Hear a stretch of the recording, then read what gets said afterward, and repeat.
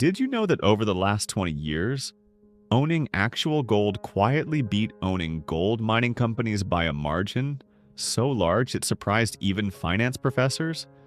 We're talking about a gap so wide that if this were a race, one runner crossed the finish line while the other was still tying their shoes. Welcome to RootResearch, where we decode science and serious research into ideas you can actually picture, question, and use. Today we're diving into a deceptively simple question. Why do gold mining stocks underperform gold itself?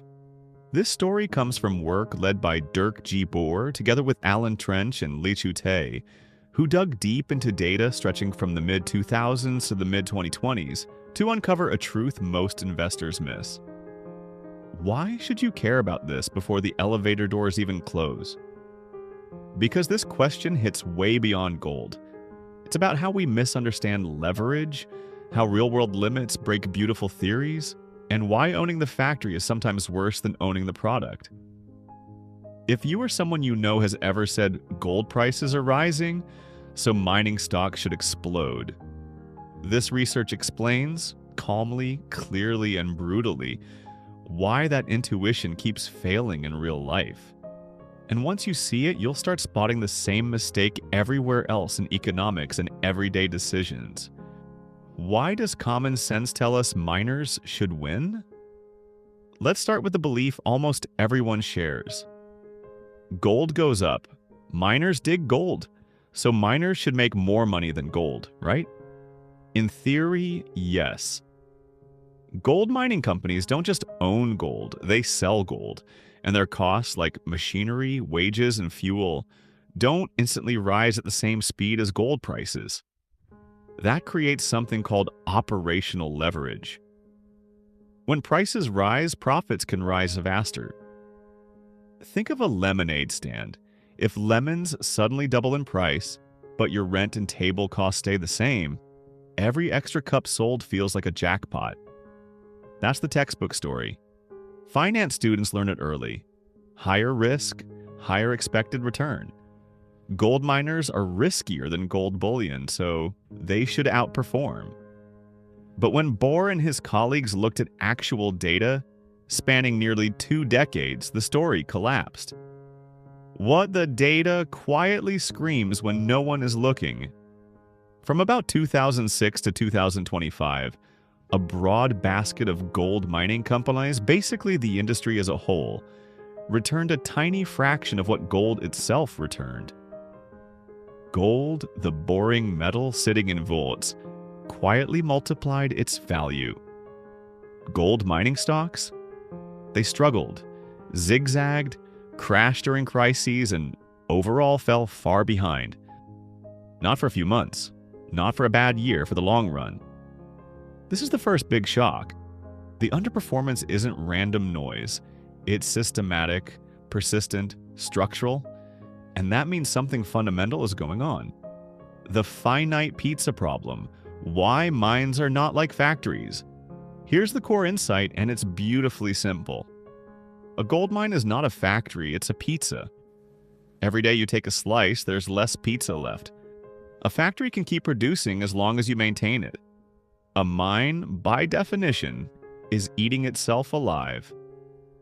Every ounce of gold sold reduces what's left underground. Baur and Trench remind us of something investors conveniently forget. Most gold mines have a life measured in years, not generations. Often less than 10.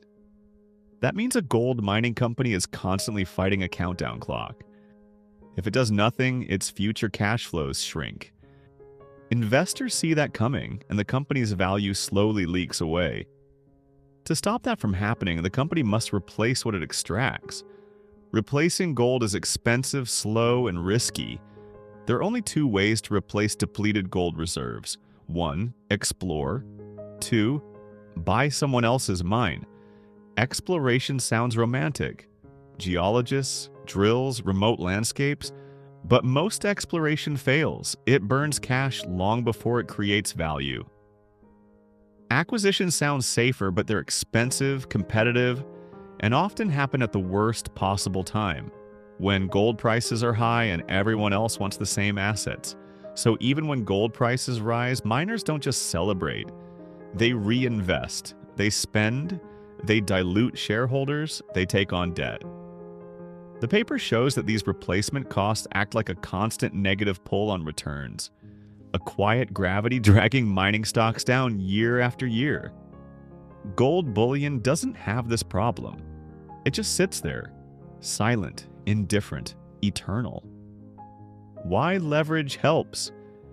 Until it doesn't remember that lemonade stand leverage? Early on it works.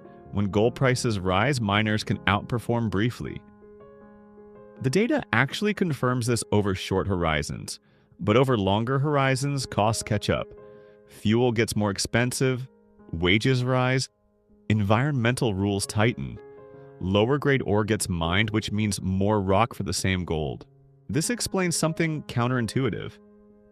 Miners often suffer most after gold booms, not during them.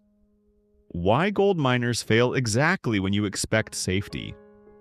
Another surprise, gold miners are not safe havens. Gold itself tends to shine during crises. Stock markets panic, investors flee, gold often rises. Mining stocks don't follow. Why? Because they are stocks. They're tied to equity markets, debt markets, and investor fear. During major crashes, think 2008 or the early pandemic, miners often fell alongside the broader market even when gold rose. Baur and colleagues show that during these crisis periods, miners actually become less connected to gold prices and more connected to stock market crashes. So if you bought miners thinking, this will protect me when things go bad, history quietly disagrees. A simple example you can picture in real life, imagine two friends. One buys gold and puts it in a vault, the other buys shares in a gold mining company. Gold prices rise by 10%. The gold owner smiles. The miner investor celebrates briefly. Now the mining company announces it needs billions to replace reserves. It issues new shares, it takes on debt. It deals with environmental lawsuits, labor strikes, or a flooded mine. Over time, that 10% price rise gets eaten by real-world friction. The vault owner? Still smiling, nothing happened. That's the whole point. But don't some miners outperform? Yes. And this is where the story gets subtle. The researchers looked at individual mining companies, not just the industry average. A minority of firms did outperform gold. Some by a lot. These are the lucky ones. The skilled ones. The ones that discover new deposits or manage costs exceptionally well. But here's the twist. When you buy a diversified basket of miners, you diversify away exactly that upside.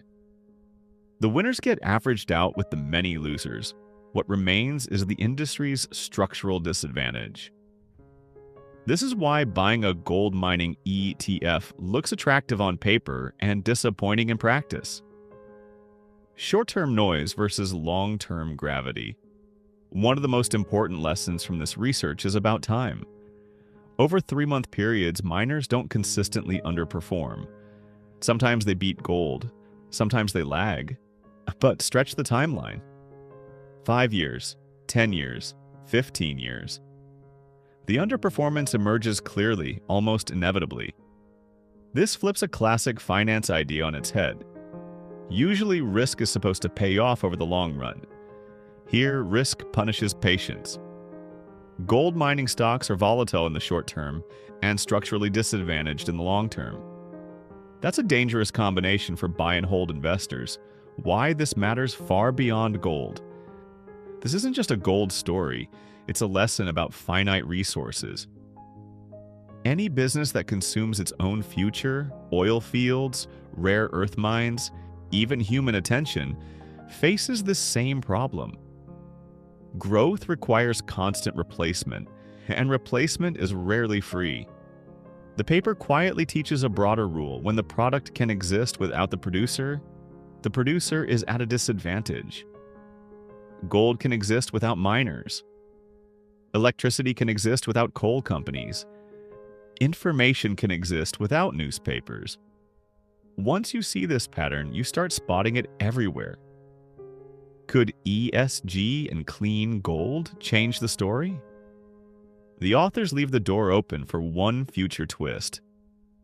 Gold bullion is anonymous. You don't know where it came from.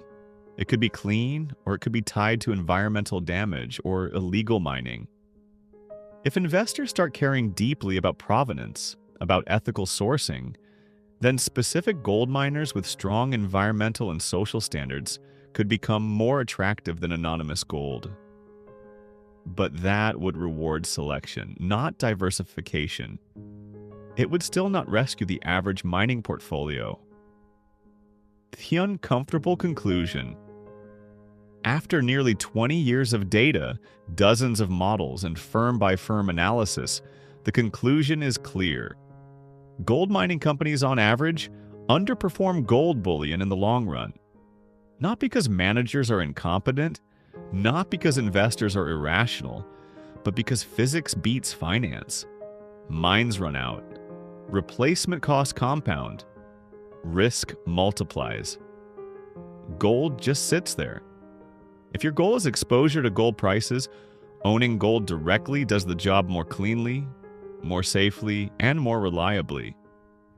Mining stocks may still have a role for skilled stock pickers, for short-term tactical bets, or for investors who believe in specific companies. But as a simple substitute for gold, the data says no. One last way to think about it. Owning gold is like owning land. Owning a gold miner is like renting a bulldozer and paying to dig that land until nothing's left. Both can make money, but only one gets simpler with time. If you like what we do at RootResearch, turning dense research into ideas you can actually think with, subscribe, leave a comment, and tell us what topic you want unpacked next.